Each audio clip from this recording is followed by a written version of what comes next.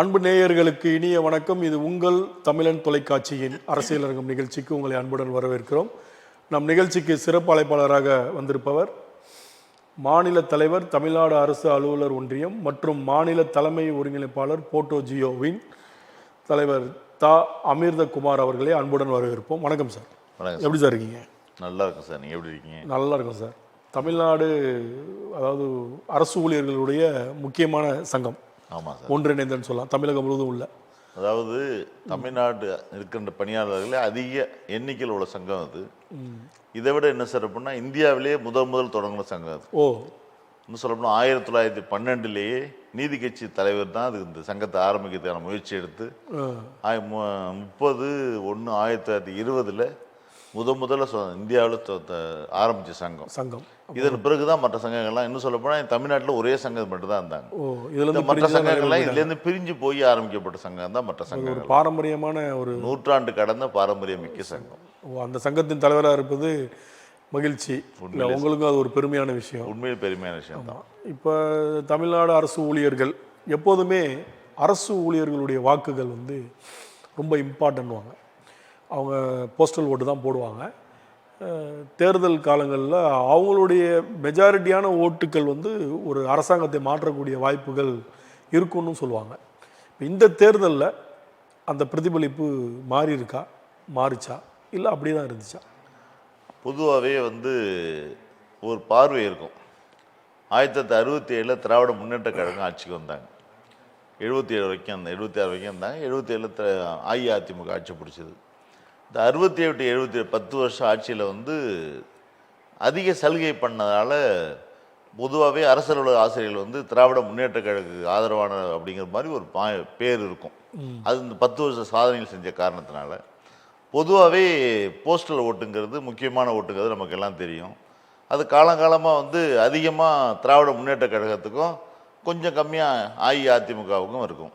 இந்த தேர்தலில் சற்று மாற்றத்தை விரும்பி போஸ்டல் ஓட்டே தாவேக்காக போட்டிருக்காங்க. அதுக்கு என்ன முக்கியமான காரணம் பார்க்க நினைக்கிறேன்னா, இப்போ பங்களிப்பு ஓய்வூதிய திட்டம் என்ற மிகப்பெரிய பாதிப்பான திட்டம் இந்தியாவில் அறிமுகப்படுத்தப்பட்டது. எப்போன்னா 1/1/2004 மத்திய அரசு கொண்டு வந்தாங்க. ஆனால் செல்வி ஜெயலலிதா என்ன பண்ணாங்கன்னா 8 மாதத்துக்கு முன்னாடியே 1/4/2003 பங்களிப்பு ஓய்வு திட்டத்தை கொண்டு வந்துட்டாங்க. ஏறக்குறைய 23 வருஷம் ஆச்சு. இப்போ போஸ்டல் ஓட்டு மாறுறதுக்கு என்ன காரணம்? என்ன ஆக்சுவலாக மாறாது. இந்த முறை மாறுறதுக்கு என்ன முக்கிய காரணம்னா, இந்த பங்களிப்பு ஓய்வு திட்டம் அமுல்படுத்தப்பட்ட பிறகு 23 வருஷம் இவரில் 13 வருஷம் அஇஅதிமுகவோட ஆட்சி, 10 வருஷம் திராவிட முன்னேற்ற கழக ஆட்சி. இந்த 22 ஆட்சியிலுமே நமக்கு எந்த விதமான மாற்றமும் பண்ணலை. திராவிட முன்னேற்ற கழகத்தை கடைசி நேரத்தில் 2025 முடிவெடுத்து 26 தமிழ்நாடு உறுதியளிக்கப்பட்ட ஓய்வு திட்டத்தில் அறிவித்தாங்க. அதுக்கு நம்மளும் ஏற்பாடு பண்ணி ஒரு குழு போட்டிருந்தாங்க. 3 அமைச்சர் கொண்ட குழுவில் பேச்சுவார்த்தை பண்ணிக்கிட்டு எல்லாத்தையும் முடித்து அரசு அறிவிச்சிட்டாங்க. அது எல்லாமே நல்ல திட்டம். ஒரே ஒரு சின்ன விஷயங்கள் மட்டும் இருக்கும். எம்ப்ளாயிஸோட கான்ட்ரிபியூஷன் 10% மட்டும் தொடரும் விஷயம் தவிர இது எல்லாம் ஓகே. அதில் என்ன அரசாணை வெளியிடப்பட்டது, அது எல்லாம் ஓகே. ஆனால் என்ன சொன்னால் ஒரு சில கிளாரிஃபிகேஷன்ஸ் வரவே இல்லை. இந்த அரசாணை திருத்தம் வரணும். வந்துச்சுன்னா தான் இப்போ ஒரு 20 வருஷம் சர்வீஸ் பண்ணியிருக்காங்கன்னா அவங்களுக்கு என்ன பென்ஷன், குறைந்தபட்ச பென்ஷன் எவ்வளோங்கிறலாம் இல்லை. அதனால் முழுசாக அமுல்படுத்த முடியாமல் பண்ணதுனால அது கொஞ்சம் வருத்தம் இருந்தது. இந்த 23 ஆண்டு காலத்தில் இவங்க 10 வருஷம், இவங்க 13 வருஷம் ஆண்டுட்டாங்க. இவங்களால இது வரைக்கும் அதை ரத்து பண்ண முடியல. சரி, இந்த கோபத்தில் நம்ம தாவேக்காக போட்டிருக்கணும்னு நினச்சி சில பேர் போட்டிருக்காங்க. இது ஒரு முக்கியமான காரணமாக பார்க்கப்படுது. இப்போ தாவேக்காக போட்டனால இந்த இது மாறிடும் வாய்ப்பு இருக்கா? ஒரு நம்பிக்கை நடிப்பெல்லாம் போட்டிருக்காங்க. என்ன காரணம்னா 23 வருஷமாக பொறுத்துட்டோம், 2 ஆட்சியும் பார்த்துட்டோம். இப்போ இந்த தமிழ்நாட்டில் 67க்கு பிறகு திமுக அஇஅதிமுக தவிர வேறு கட்சி வராது. 2 கட்சி தான் மாறி மாறி வரும். இந்த முறை அந்த கோபத்தில் வேறு புதிய ஆட்சிக்கு பண்ணலான்னு நினச்சி கூட போட்டுருந்துருக்கலாம். பெருசாக வரல போட்டு. எப்பயுமே இந்த முறை அதிகம் பார்த்தீங்கன்னா போஸ்டல் ஓட்டும் திமுக லீடிங்கில் இருந்திருக்கு. இப்போ இந்த முறையும் திமுக நிறைய தொகுதிகள் அந்த ஓட்டு கொஞ்சம் தாவேக்காக மாறிடுது. இன்னும் இப்போவும் அதிக ஓட்டு திமுக தான் போட்டிருக்காங்க. அதில் கொஞ்சம் அதிக ஓட்டு தாவேக்காக மாறிடுது. இதுதான் முக்கிய காரணம். இப்போ புதிதாக தேர்ந்தெடுக்கப்பட்ட முதல்வருடைய செயல்பாடு ஒரு நம்பிக்கையின் பேரில் ஓட்டு போட்டிருக்கோம் அரசு ஊழியர்கள்னு சொல்கிறீங்க. கண்டிப்பாக இதோடைய செயல்பாடு மாறும் அந்த நம்பிக்கை உங்களுக்கு இருக்குது இல்லையா? மக்கள் பொதுவாக ஒரு மாற்றத்தை விரும்பி இந்த அரசை தேர்ந்தெடுத்திருக்காங்கன்னு நமக்கு தெரியுது. இன்னும் சொல்லப்போனால் நாங்கள் 106 ஆண்டுகளை கடந்த இந்தியாவிலே முதல் சங்கமாக தேர்ந்தெடுக்கிற சங்கம் வந்து அரசியல் சார்பற்ற இயக்கம் அடிப்படையில் தான் அந்த 106 வருஷம் எந்த பிரச்சனை இல்லாமல் நாங்கள் கடந்து சென்றிருக்கிறோம். எந்த ஆட்சி வந்தாலும் எங்களுக்கு மாற்று கருத்து இல்லை, எந்த முதல்வர் வந்தாலும் எங்களுக்கு பிரச்சனை இல்லை. இன்னும் சொல்லப்போனால் கடந்த ஆட்சியில் வந்து இந்த டேப்ஸ் என்ற ஓய்வு திட்டம் அறிவித்த பிறகு ஸ்வீட்டு கொடுத்து ஊட்டி மாதிரிலாம் பண்ணாங்க. ஆனால் நான் அதை செய்யலை. என்ன காரணம் கேட்டிங்கன்னா, நான் ஒரு சங்க தலைவராகவும் அவர் தமிழ்நாட்டு முதலமைச்சராக மட்டும் பார்த்தோம். அதை வந்து அவர் ஸ்வீட் ஊட்டுறது, அவர் இனிப்பு நமக்கு ஊட்டுறதுலாம் நாங்கள் பண்ணலை. இப்போ அதேமாரி எந்த ஆட்சி முதலமைச்சர் வந்தாலும் நான் நெஞ்சை நிமித்திட்டு போயிட்டு பார்ப்பேன். எனக்கு எந்த அரசியல் பார்வையும் இல்லை. அந்த ஸ்வீட் ஊட்டினவங்க இருக்காங்கல்ல, ஊட்டினவங்க அவங்க வந்து அரசியல் சார்பான இயக்கம். அவங்களுக்கு அதெல்லாம் தேவையில்லாத பின்னடைவுகளை சந்தித்தாங்க. அவங்க ஒரு பாராட்டு விழா நடத்துனாங்க. அந்த பாராட்டு விழாவில் நாங்கள் கலந்துக்கல. என்ன காரணங்கன்னா, நாங்கள் கோரிக்கையோட பாராட்டு விழா நடத்த நாங்கள் தயாராக இருந்தோம். நன்றி அறிவிப்பு மாநாடு கோரிக்கையோடு நடத்தணும்னு சொன்னோம். கோரிக்கை இல்லை, வெறும் பாராட்டு விழா மட்டும்னாங்க. அதுக்கான எங்கள் சூழ்நிலை இல்லைன்னு சொல்லிட்டு நாங்கள் முடிச்சிட்டோம். போட்டாஜியோட தலைமை ஒருங்கிணைப்பாளர் நாங்கள் இருக்கின்ற காரணம் எங்கள்கிட்ட இருக்கின்ற சங்கங்களில் அரசு அங்கீகரிக்கப்பட்ட சங்கம் அதிகமாக இருக்கிற சங்கங்கள், அதிக எண்ணிக்கையில் உள்ள சங்கங்களுக்கு எங்கள்கிட்ட இருக்குது. இதன் அடிப்படையில் நாங்கள் பேச்சுவார்த்தைக்கு போகும்போது பல விஷயங்கள்லாம் பேசி முடிச்சு எல்லாம் ஃபைனலைஸ் பண்ணோம். இந்த கோபம் வந்து போஸ்டல் ஓட்டாக மாறி இருக்கு. மக்கள் எதிர்பார்க்குற போல அரசியல் ஆசிரியர்களும் ஒரு மாற்றத்தை இந்த அரசு செய்யும் கூட நம்பிக்கையின் கூட எதிர்பார்ப்போட இருக்கலாம். ஒரு வாரம் தானே ஆகுது. கண்டிப்பாக, ஏன்னா நம்ம பொறுத்து நிறையா டைம் கொடுக்கலாம். நிச்சயமாக பொறுத்து வந்து பார்ப்போம். அதே நேரத்தில் பிரச்சனைகள், அரசு ஊழியருக்கு பிரச்சனை, ஜாக்டோ ஜியோ அப்படின்ற அமைப்பு தான் பெரிய லெவலில் பெருசாக வெளியில் ப்ரொமோட் ஆகுது தெரியுது. இப்போ நீங்கள் சொல்கிற உங்களுடைய அமைப்பு வந்து பெரிய லெவலில் பத்திரிகையில் கூட ஃபோக்கஸ்ட் ஆகலையே, அதுக்கு காரணம் என்ன? பாரம்பரியமான என்ன காரணம்னா, எங்கள் சங்கத்தின் பேர் மிக பெருசாக இருக்கும். தமிழ்நாடு அரசு அனைத்து அரசு அலுவலர்கள், ஆசிரியர்கள் மற்றும் உள்ளாட்சி பணியாளர் சங்கங்கள் கூட்டமைப்புங்கிறது சங்கத்தின் பெயர். அதனால நியூஸ் கஷ்டம் இருக்குன்றதால வரமாட்டாங்க. நீங்கள் சங்கத்தின் பேர்னு கேட்க நான் சொல்கிறதுக்குள்ளே உங்களுக்கே அடுத்த செய்தி போயிடுவாங்க. நான் என்ன செஞ்சோம்னா, ஒரு 2 வருஷத்துக்கு முன்னாடி என்ன பண்ணிட்டோம்னா, இந்த சங்கத்தின் பெயரையே ஜாக்டோ ஜியோங்கிற பேரெல்லாம் ஒன்றா இருக்கும்போது வச்சது, அதை வந்து போட்டாஜியோங்கிற பேரில் மாற்றலாம்னு சொல்லி federation of teachers association government employees ஆர்கனைசேஷனுங்கிற பேரில் பண்ணோம். இப்போ அந்த டேப்ஸோட ஓய்வு திட்டம் அறிவிக்கும் போது கூட ஃபஸ்ட்டு பேச்சுவார்த்தை நான் தான் போனேன். ஃபஸ்ட்டு பேச்சுவார்த்தை எங்கள் சங்க கூட்டமைப்பு தான் போச்சு. எல்லாமே நாங்கள் தான் பண்ணோம். என்ன அடிப்படையில்னா, ஜாக்டோ ஜியோங்கிறது மக்கள் மனசில் பதிந்திருக்கிற அமைப்பாக கூட இருக்கலாம். இப்போ பத்திரிகையில் வந்து அவங்களுக்கு ஃபஸ்ட்டு கேட்பாங்க, இன்னைக்கு ஜாக்டோ ஜியோ சார் அப்படி, போட்டாஜியோவா அப்படிம்பாங்க. அது மக்கள் மனதில் பதிந்து போன ஒரு அமைப்புங்கிறதுனால அது பேர் இருக்கு. இல்லை, அதான் எனக்குமே, நானும் பொதுவாகவே சட்டமன்ற செய்தியாளராக இருந்திருக்கேன். ஜாக்டோ ஜியோ அப்படின்றது தான் நானும் பரவலாக கேள்விப்பட்டது. முதல் முறையாக தான் இது கேள்விப்படும் போது தான் உங்களுக்கு அந்த, ஆனால் நீங்கள் தான் பாரம்பரியமான சங்கமாக இருக்கீங்க. அப்போ உங்களுக்கு தான் நிறைய முக்கியத்துவங்கள் கொடுக்கணும், முக்கியமான விஷயங்களில் உங்களை தான் கூப்பிட்டு இது பண்ணணும். பட்டு இன்றைக்கி இப்போ இருக்கிற இந்த புதிய அரசு கிட்டத்தட்ட ஒரு 60 ஆண்டு காலம் கழித்து திராவிட 2 அதிமுக திமுக ஆண்டது போக புதுசாக தமிழக வெற்றி கழகம் ஆட்சிக்கு வந்திருக்கு. இவங்களும் அந்த திராவிட சித்தாந்தத்தோடு தான் வந்திருக்கிறாங்க. இப்போ அரசு ஊழியர்களுக்கு உடனடியாக 2% அகவலிப்படை நேற்று ஆர்டர் போட்டிருக்காரு. இதை எப்படி பார்க்குறீங்க? 10/5/2026 வந்து இந்த அரசு பதவியேற்றாங்க. எங்களுக்கு அழைப்பு வந்து நாங்கள் போய் கலந்துக்கிட்டோம். அந்த இடத்துல சொன்ன வார்த்தைகள் வந்து, தமிழ்நாட்டில் பணிபுரிந்த அரசு அலுவலக ஆசிரியர்களுக்கு நலன்கள் பேணி காப்பாற்றப்படும் என்ற வார்த்தை சொன்னார். அது மகிழ்ச்சியான செய்தியாக தான் தமிழ்நாடு முழுக்க பார்த்தாங்க. மறுநாள் நான் அகவிலைப்படி உயர்வு வழங்குன்னு சொல்லி முதலமைச்சருக்கு கடிதம் கொடுத்துருந்தேன். 11ஆம் தேதியே கொடுத்துருந்தேன். அதை ஏற்று 14ஆம் தேதி அரசு வந்து 2% அகவிலைப்படி உயர்வை அறிவித்திருக்கிறது. நல்ல மாற்றமாக தான் நான் பார்க்கின்றோம். ஏன்னு கேட்டிங்கன்னா, மத்திய அரசு வந்து 22/4/2025 அறிவிச்சிட்டாங்க.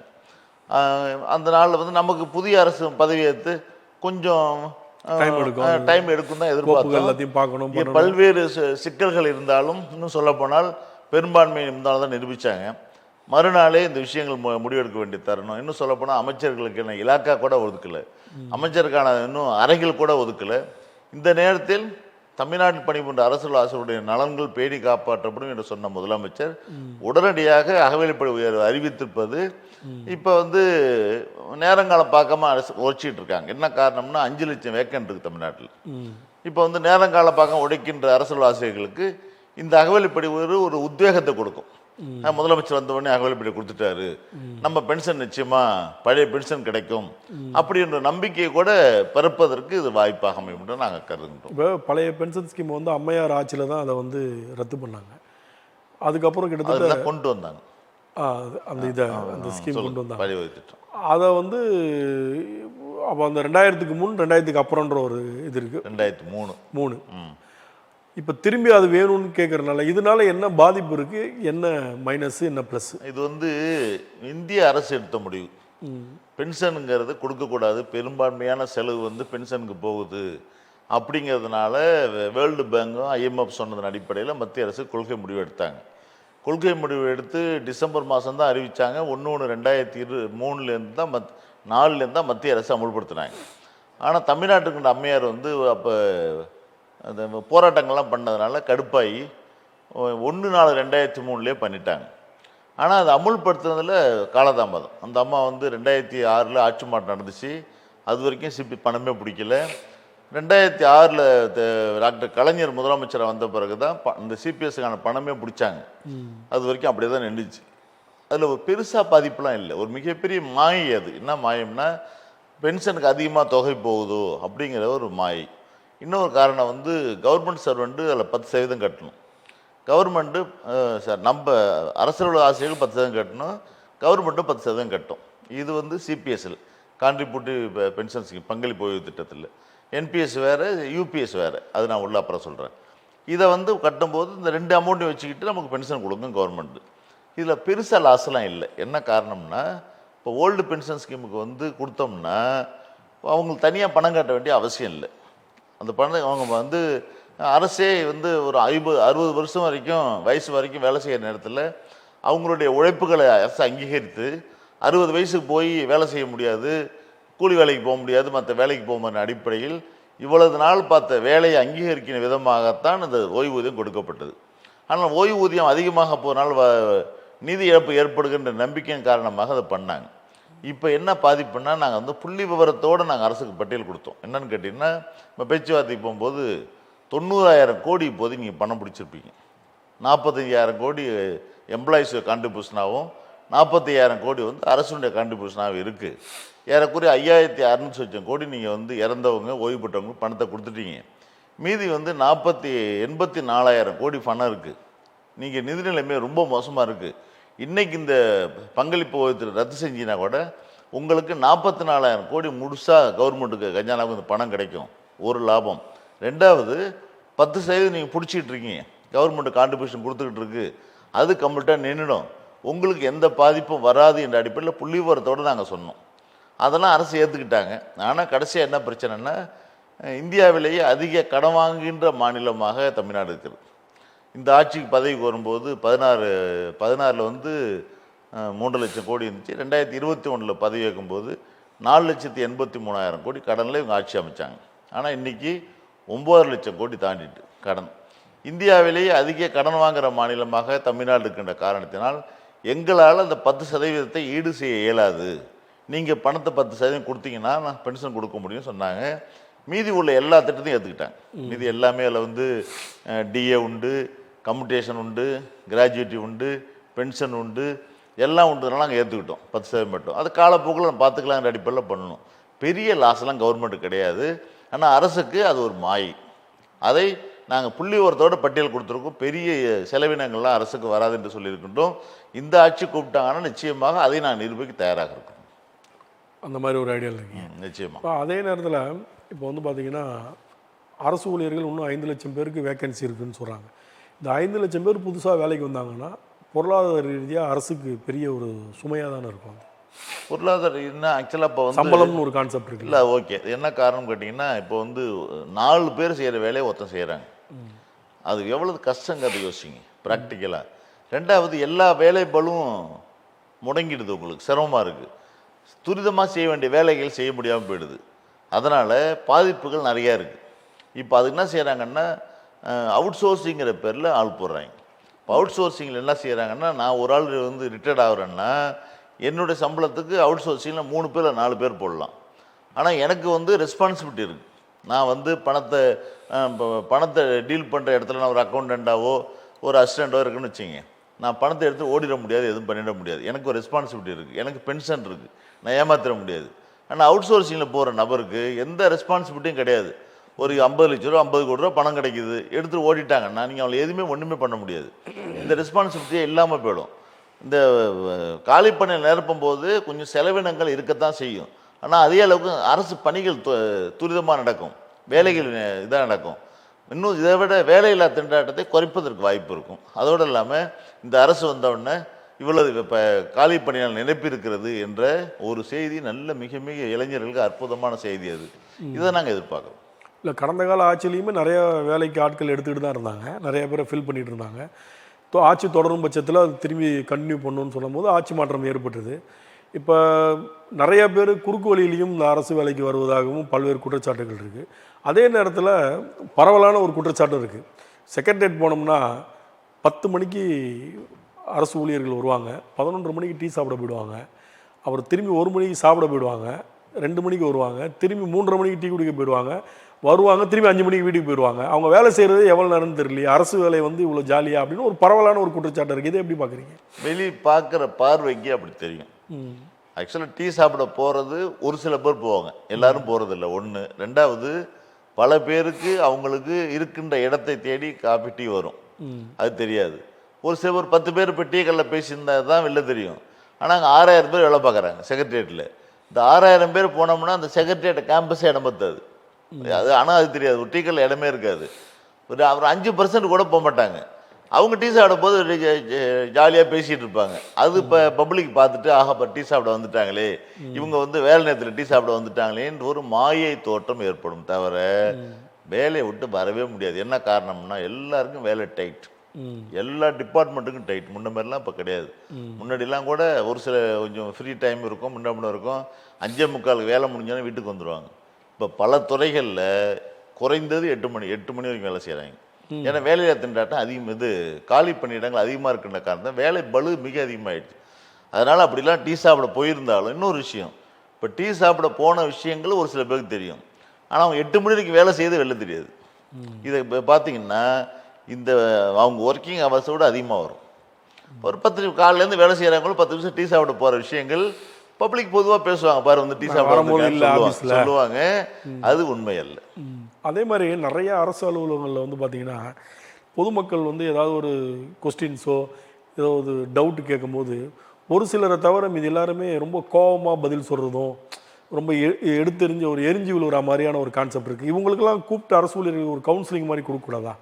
ஏன் அந்த மாதிரி மனநிலை? ஒரு சில துறைகள் வந்து நேரடியாக மக்களோட ஈடுபடுகின்ற துறை, வருவாய்த்துறை, ஊரக வளர்ச்சித்துறை, பொது சுகாதாரத்துறை, மருத்துவத்துறை, இவங்கெல்லாம் நேரடியாக மக்களோட ஈடுபடுகிறது.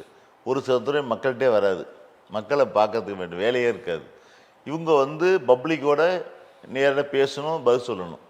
பப்ளிக் வந்து என்ன கேள்வி வேணாலும் கேட்பாங்க, உங்களை இரிட்டேட் பண்ணுறாங்க கூட கேட்பாங்க. அது நம்ம வந்து நிதானமாக பதில் சொல்லணும். அப்படி பேசினா தப்பு, அதில் மாற்றுக்கிறதே இல்லை. யாரோ ஒருத்தவங்க பேசியிருக்க கருத்து தான் பொதுவாக பேசுகிறாங்க மாதிரி செய்தி வரும். பொதுவாக வந்து அதுக்கான காரணம் என்னன்னு கேட்டிங்கன்னா, வேலை பளு அதிகமாக இருக்கின்ற காரணத்தினால் கூட சற்று வேகமாக கூட பேசியிருக்கலாம். அது எங்கேயோ ஒரு இடத்துல நடக்கும். இப்போ லஞ்சம் வாங்குவாங்கன்னு சொல்லுவாங்க, எங்கேயோ யாரோ ஒருத்தவங்க தான் மாட்டுவாங்க. அப்போ தமிழ்நாட்டில் பணிபுரிகின்ற எல்லாருமே வந்து லஞ்சம் வாங்குறாங்கன்னு சொல்ல முடியாது. அதுபோல் எங்கேயோ ஒரு இடத்துல நடக்கிறது. அப்படி வந்து பேசியிருந்தாலும் அது தவறு, நான் அதை என்கரேஜே பண்ண மாட்டேன். அதான் சொல்கிறேன், இந்த வேலை பளு மற்ற குடும்ப பிரச்சனைகள் இதெல்லாம் சேர்ந்து வரும்போது ஒரு விரக்தியாக ஒரு கோபம் வெளியில் வரும். அதனால் இந்த வீக்லி ஒன்ஸ் இந்த அரசு ஊழியர்களுக்கெல்லாம் வந்து ஒரு கவுன்சிலிங் மாதிரி, ஒரு விழிப்புணர்வு மாதிரி ஏதாவது சொல்லுவாங்க இல்லையா, யோகா மாதிரி ஏதாவது கொடுத்தா அவங்க கொஞ்சம் தன்னிலைப்படுத்தி, ஏன்னா பப்ளிக் சம்மந்தப்பட்டது எல்லாமே ஒரு பர்த் சர்டிஃபிகேட் கேட்க வரான்னு வைங்களேன், அவன் 10 வாட்டிக்கு மேலே அலங்கழிக்கப்படுறான், அலைய விடப்படுறான். அதுக்கப்புறம் தான் அவனுக்கு அதுக்கான ரெஸ்பான்சிபிலிட்டியே கிடைக்குது. இப்போ ஒரு சிலருக்குலாம் ஒரு சில விஷயங்கள் ஒரு வாட்டி கிடைக்குதுன்னா அது வேறு மாதிரி போனால் கிடைக்குது. மற்றபடி 10 வாட்டி வர வேண்டியது இருக்குது. ஒரு சின்ன விஷயமா தான் இருக்கும், அதை அவங்க பண்ணலாம், 1/2 மணி நேரத்தில் கொடுத்துடலாம். ஆனால் அதுக்கு 10 முறை போக வேண்டியது இருக்குது.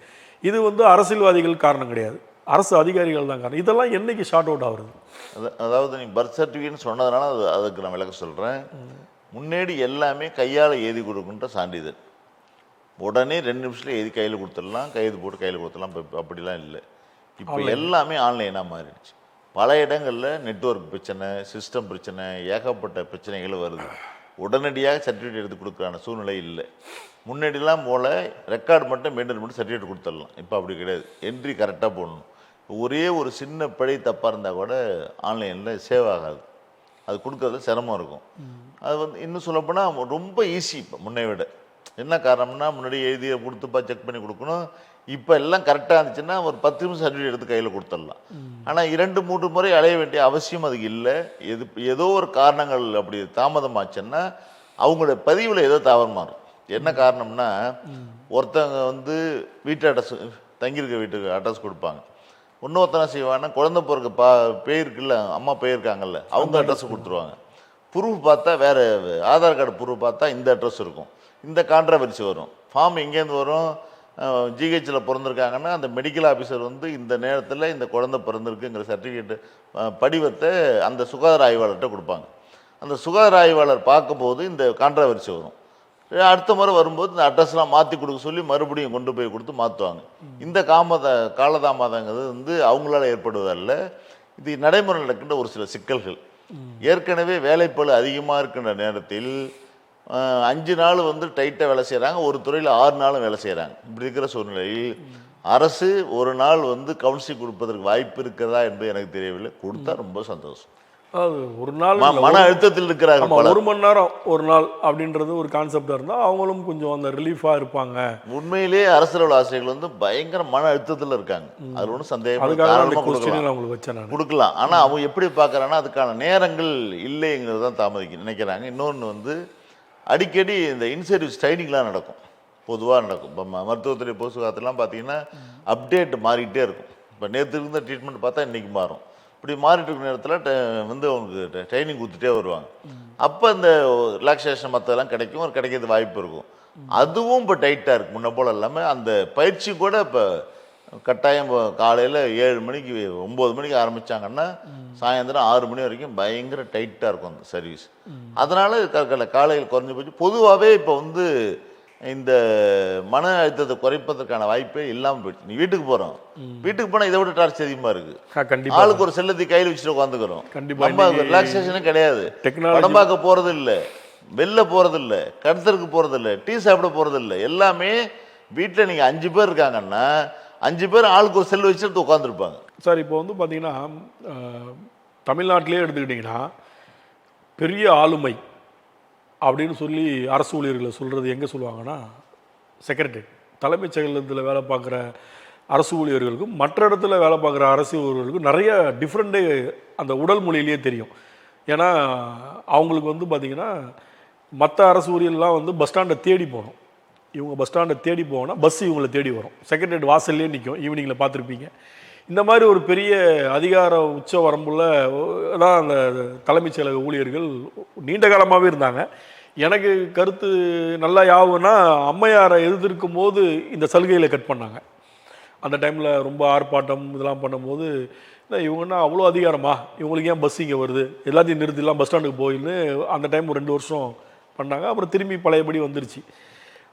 தலைமைச் செயலக ஊழியர்களும் அரசு ஊழியர்கள் தான், மற்ற அரசு ஊழியரும் ஊழியர் தான். இவங்களுக்கு மட்டும் என்ன அது வானொலியில் ஒரு அதிகாரம் அப்படின்னு ஒரு பரவலான ஒரு குற்றச்சாட்டு. கரெக்டாக. அது என்ன காரணம் கேட்டிங்கன்னா அந்த முடிவெடுக்கிற இடம் தலைமைச் செயலகம். இப்போ வந்து செயல்படுத்துகிற இடம் வந்து எக்ஸிக்யூஷன் வந்து அங்கே தான்.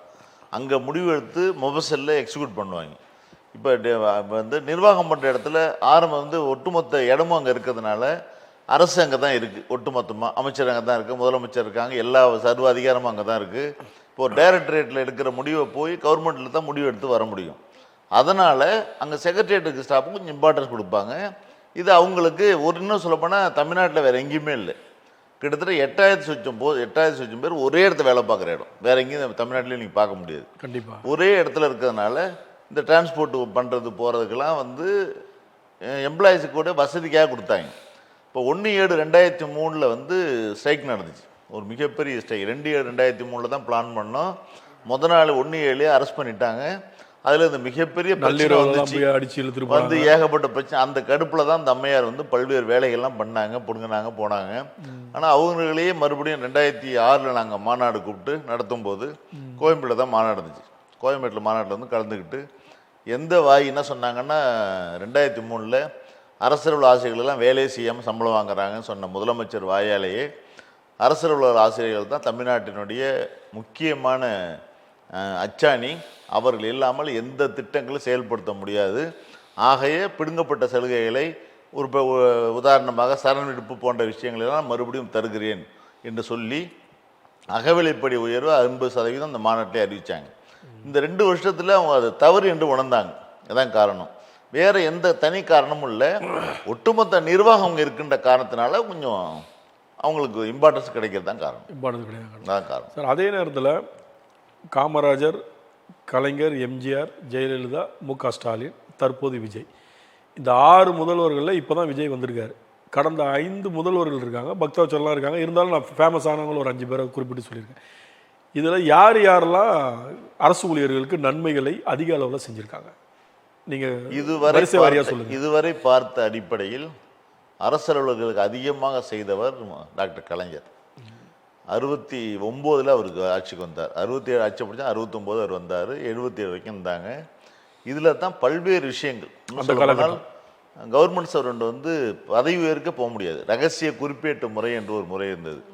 22/2/1972 சேலத்தில் நடந்த 45வது தமிழ்நாடு அரசியல் ஒன்றிய மாநில மாநாட்டை வந்து கலந்துக்கிட்டு முத்தமிழர் கலைஞர் வந்து உங்களை நோக்கி இருக்கின்ற மிகப்பெரிய பிரச்சனையான அந்த ரகசிய குறிப்பேட்டு முறை இந்த நிமிஷத்துலேருந்து ஒழிக்கப்படும் என்று சொன்னார்கள்.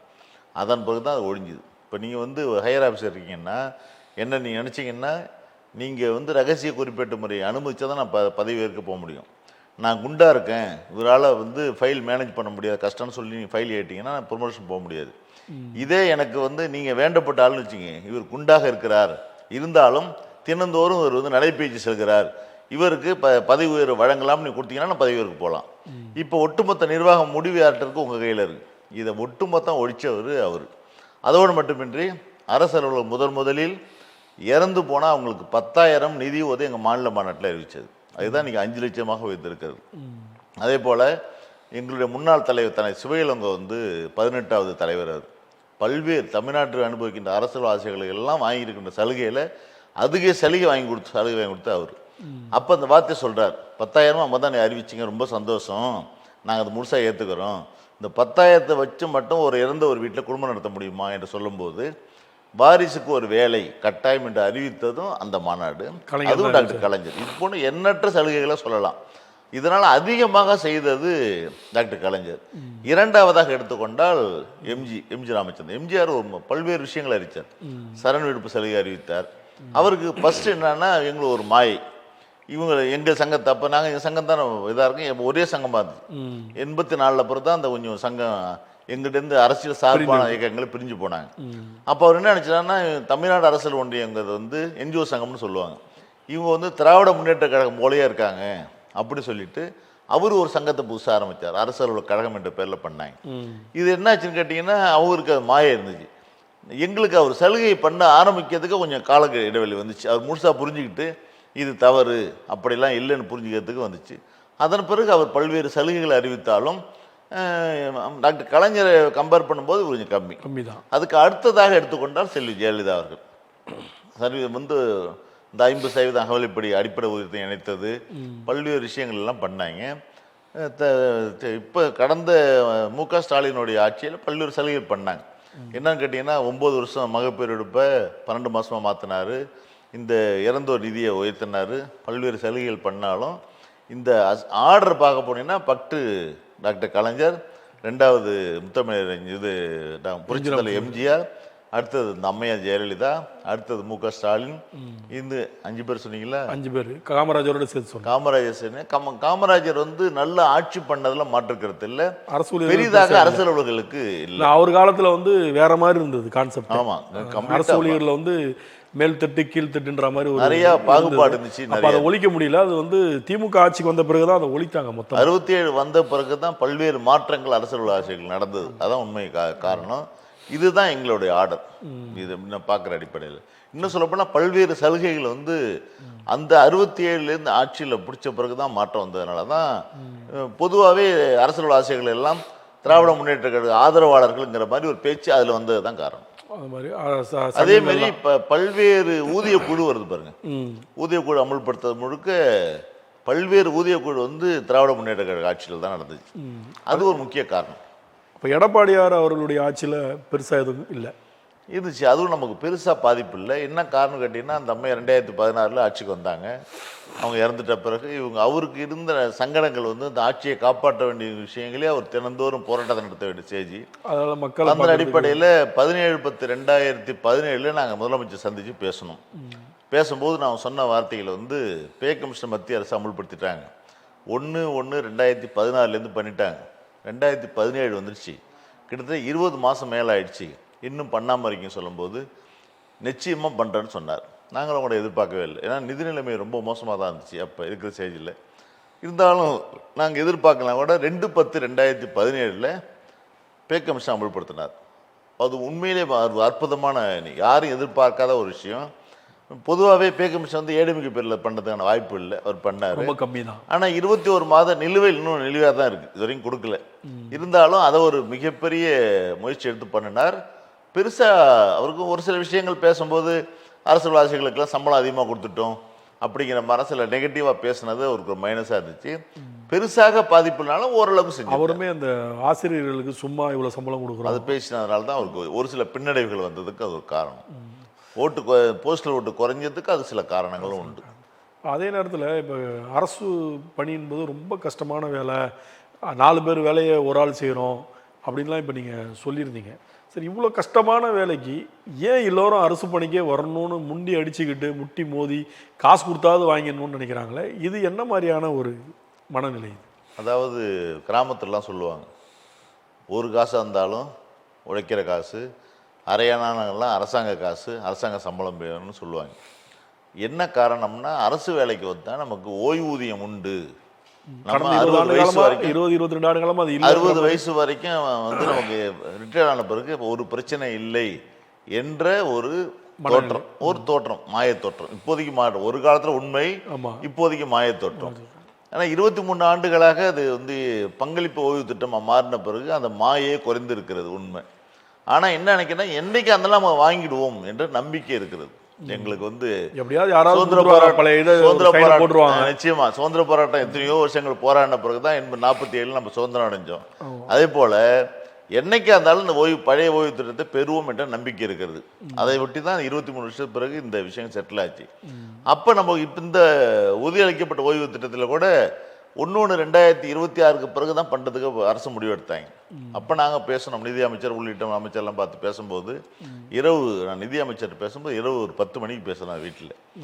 அப்போ வந்து பணி ஓய்வு பெற்றவங்களுக்குன்னு கட்டாயம் சேர்க்கணும், 1/4/2003 கட்டாயம் அமுல்படுத்தும் சொல்லும்போது அவர் ஒத்துக்கிட்டார். அது அரசாணையும் வெளில வந்துச்சு. இப்போ இந்த நம்பிக்கை அவங்களுக்கு இப்போ 23 வருஷமாக நம்ம வாங்கிட்டோம்ல அப்படின்ற ஒரு காரணம். பொதுவாக அரசு பணிக்கு வருவதற்கு 25 வருஷம் 30 வருஷம் ஆகும். அதுவரை அவர் பல்வேறு சிரமங்கள் பட்டு வந்து போகிறாங்க. ஆனால் ஒரு வெளியில் ப்ரைவேட்டில் வேலை செய்யும் போதோ இல்லை வேறு வேலை செய்யும் போதோ அவங்க 10th முடித்தோடனே +2 முடித்தோடனே ஒரு வேலைக்கு போயிடுவாங்க. அது குறைந்த ஊதியமாக இருக்கும். ஆனால் இவங்க வந்து பிஜி முடிச்சுட்டு ஒரு டிஎன்பிசிக்கு போகிறதுனா 2 வருஷம் 3 வருஷம் அவங்களுக்கு வந்து ஒரு கோச்சிங் சென்டரில் போய் படிச்சுட்டு தயார் பண்ணிட்டு தான் அரசு வேலைக்கு வர்றாங்க. ஏறக்குறைய 25 வருஷம் 30 வருஷத்துக்கு பிறகு தான் வர்றாங்க. அப்போ வரும்போது இந்த ஊதியம் அதிகமாக தெரியும். ஆனால் 30 வருஷம் அவங்களுக்கு சம்பளமே பெறாமல் வந்திருக்காங்கல்ல, நம்ம அதை யோசிக்கணும்ல. இப்போ 30 வருஷத்துக்கு வேலைக்கு வந்தாங்கன்னா இன்னும் 30 வருஷம் சர்வீஸ் பண்ணுறதுக்கான வாய்ப்பு இருக்குது. அந்த 30 வருஷம் ஊதியம் அதிகமாக இருந்தால் தானே அவங்களுடைய சர்வேயில் பண்ண முடியும், அதுக்கான வாய்ப்பு இருக்கிறது.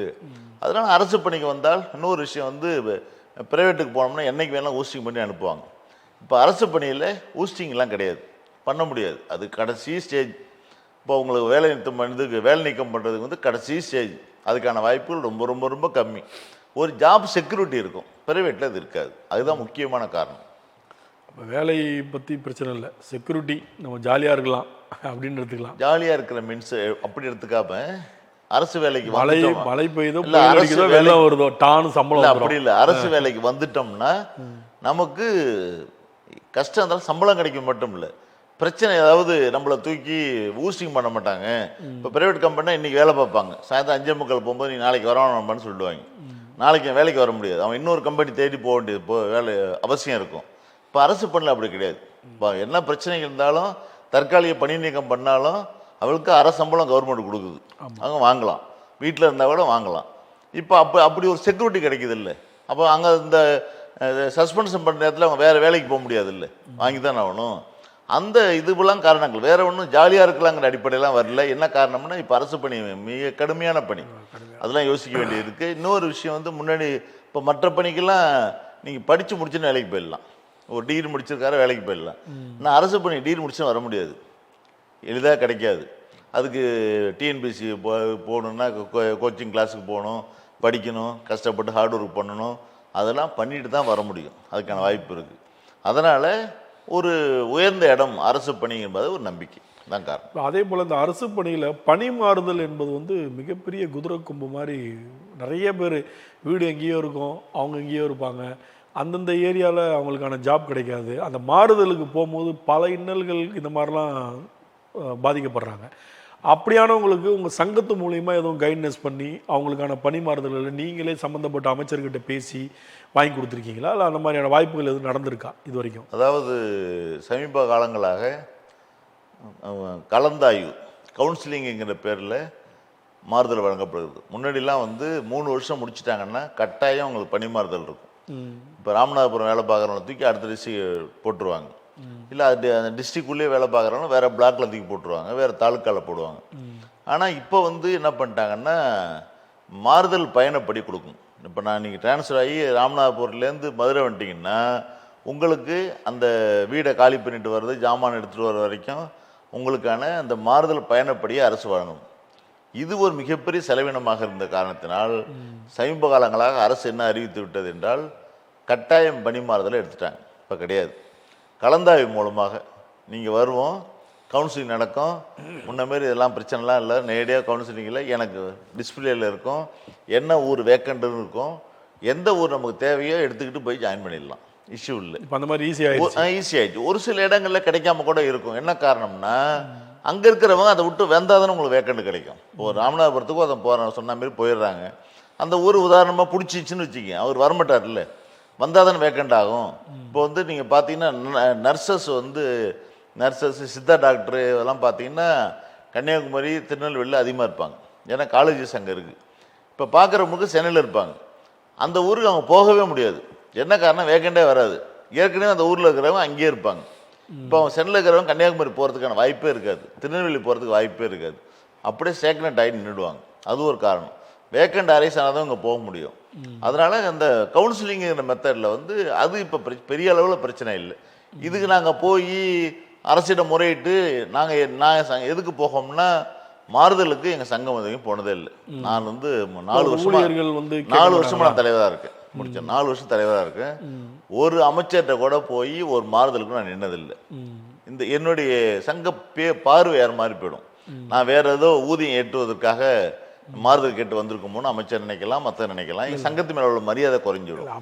ஆனால் நான் எப்படி போகிறதுன்னா பாதிக்கப்பட்டிருக்காங்கல்ல, ஒருத்தவங்களை தூக்கி வேற இடத்துல அடிக்கிறாங்கல்ல, அவங்களுக்கு நான் போய் நிற்பேன்.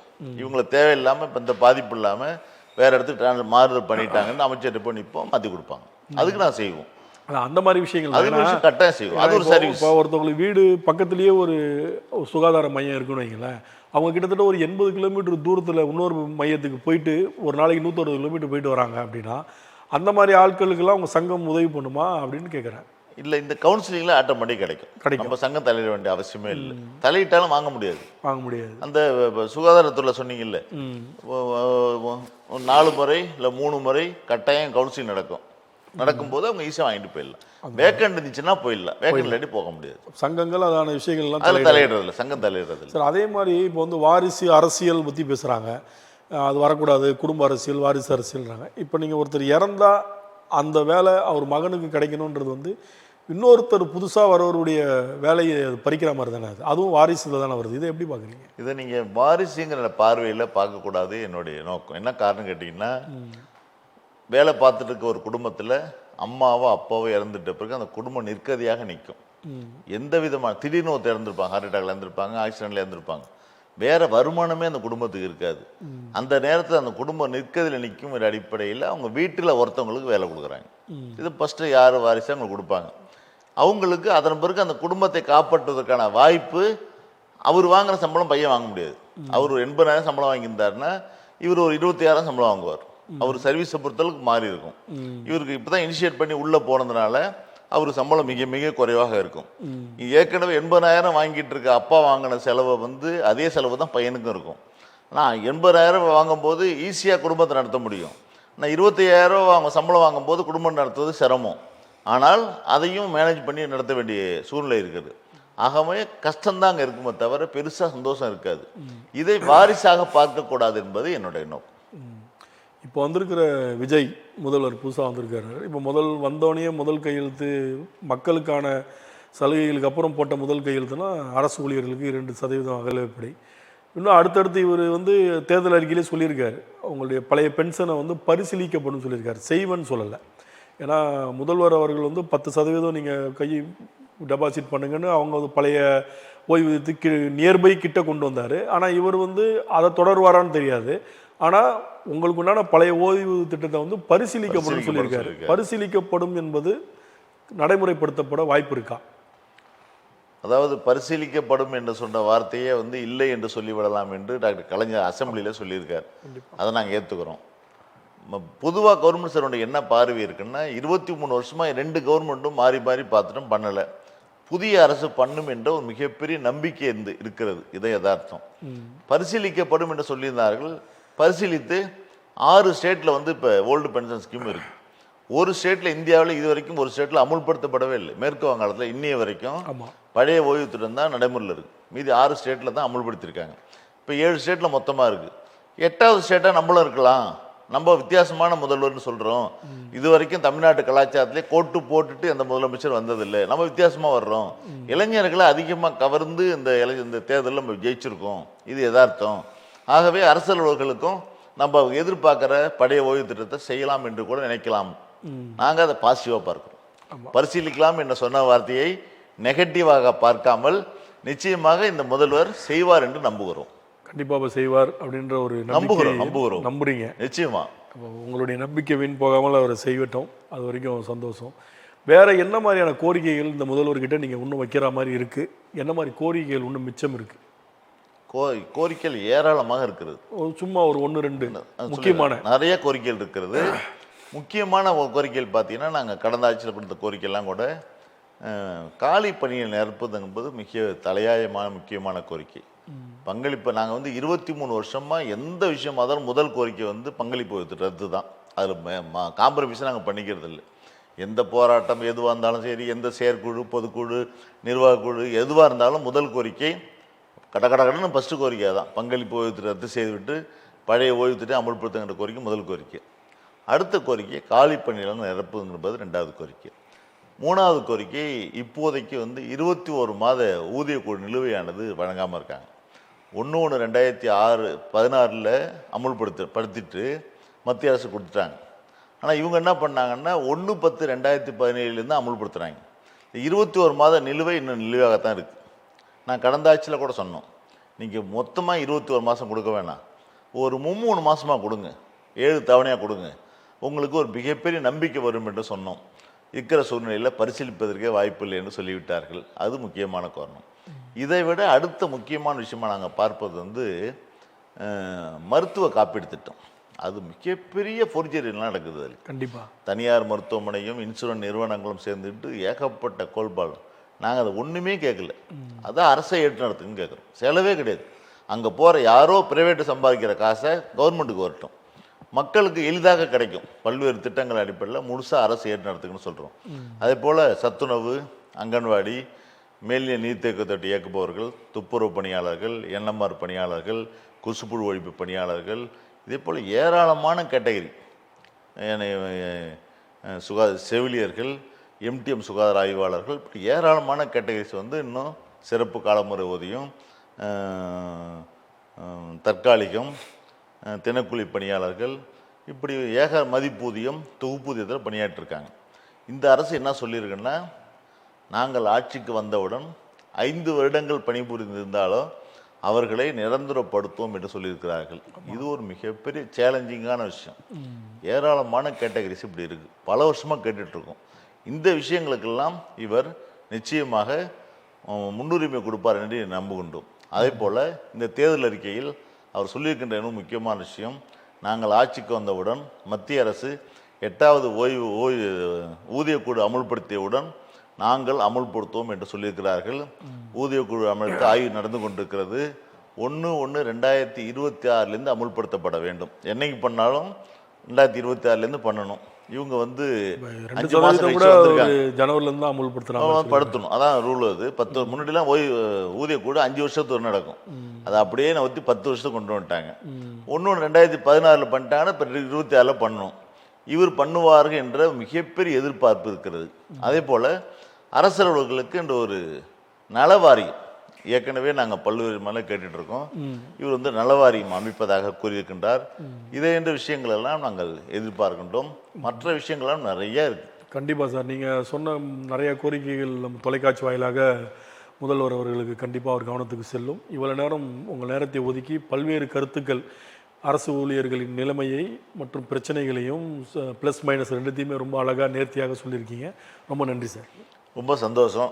இந்த தமிழ் தொலைக்காட்சியுடைய அனைவருக்கும் நன்றி. இன்னொரு காரணம் வந்து இருக்கின்ற ஒரு சில விஷயங்களை நாங்கள் சொல்வதற்கான வாய்ப்பாக இந்த இடம் அமைஞ்சது. இதன் மூலியமாக அரசனுடைய கவனத்திற்கு சென்று அதன் மூலயமாக எங்கள் பிரச்சனை தீர்ந்தால் இந்த பேட்டி மிக மிக அற்புதமான பேட்டியாக இருப்பேன் நான் நம்புகின்றோம். கண்டிப்பாக, நிச்சயமாக ரொம்ப சந்தோஷம். கண்டிப்பாக சார். நன்றி சார். நன்றி.